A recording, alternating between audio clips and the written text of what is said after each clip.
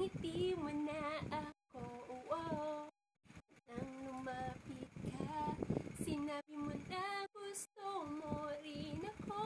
At ngayon, gusto ko sabihin sa'yo ang nararamdaman kong ito, na ikaw ang nilalaman ng aking puso. Baliw na baliw ako sa'yo, aking sinta, oh Michael, aking prinsipe.